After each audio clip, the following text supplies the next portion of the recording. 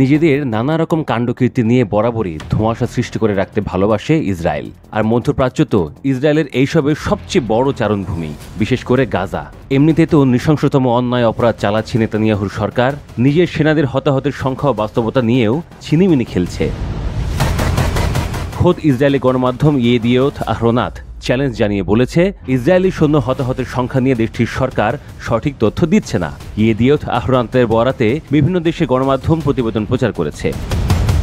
Israeli ওই media বলছে, 2023 সালের অক্টোবর থেকে গাজা যুদ্ধে কমপক্ষে 18,500 ইসরায়েলি সেনা ও পুলিশ সদস্য আহত হয়েছেন।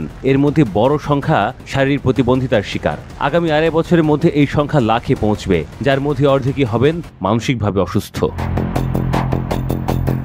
ইসরায়েলি প্রতিরক্ষা পুনর্বাসন সূত্রে এ তথ্য পাওয়ার কথা দাবি করেছে ইয়েদিওথ আহরোনাথ। অথচ ইসরায়েলি সামরিক খাত আনুষ্ঠানিকভাবে জানিয়েছে আহতের সংখ্যা 6,145 ও নিহতের সংখ্যা 895। অর্থাৎ সরকারের সংশ্লিষ্ট দুই অংশের তথ্যে বিশাল গরমিল।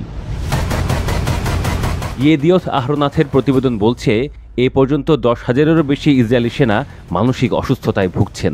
এর মধ্যে 3,679 জনই ভুগছেন পোস্ট ট্রমাটিক স্ট্রেস ডিসঅর্ডার বা পিটিএসডিতে। শুধু 2004 সালে 9,000-এর মতো ইসরায়েলি সেনা তাদের মানসিক স্বাস্থ্য পরীক্ষার আবেদন করেন। এর মধ্যে উদ্বেগ, হতাশা, পিটিএসডির মতো জটিলতা রয়েছে। এই প্রবণতা অর্থাৎ ইসরায়েলি সেনাদের মানসিকভাবে অসুস্থ হওয়া ও তাদের মানসিক অবস্থা পরীক্ষা করানোর আবেদন ক্রমশ বাড়ছে, এটাও জানিয়েছে ইসরায়েলি ওই মিডিয়া। ইয়েদিওথ আহরোনাথ বলছে, ইসরায়েলি সামরিক সূত্রই 2024 সাল থেকে প্রায় 9,000 সেনার আবেদন পেয়েছেন, যারা হতাশা, মানসিক অস্থিরতা, উদ্বেগ, পিটিএসডির মতো সমস্যায় ভুগছেন। গত বছর 1,600 জনকে ডায়াগনোজ করে প্রত্যেককে পিটিএসডিতে আক্রান্ত বলে শনাক্ত করা হয়েছে। এর মধ্যে 1,512 জন পুরুষ সদস্য, বাকিরা নারী। ইসরায়েলি মিডিয়ার ওই প্রতিবেদন বলছে, পিটিএসডিতে আক্রান্ত 693 জন গাজা অভিযানে বাধ্যতামূলকভাবে যুক্ত ছিলেন, যাদের মধ্যে 144 জন নিয়মিত বাহিনীর, 184 জন অতিরিক্ত বাহিনীর আর 500 জন সেনাবাহিনীর বিভিন্ন ইউনিটের সদস্য। ইসরায়েলের প্রতিরক্ষা মন্ত্রণালয় বলছে, প্রায় 12,000 নিয়মিত ও অতিরিক্ত বাহিনীর সদস্য চাকরি ছেড়ে দিয়েছেন, যেটি দেশের প্রতিরক্ষা ও অর্থনীতি উভয় খাতের জন্য ক্ষতির কারণ হয়ে দাঁড়িয়েছে।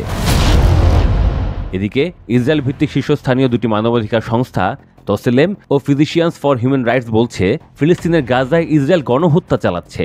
সংস্থা দুটি আরও উল্লেখ করেছে, ইসরায়েলকে থামানো দেশটির পশ্চিমা মিত্রদের নৈতিক ও আইনি দায়িত্ব।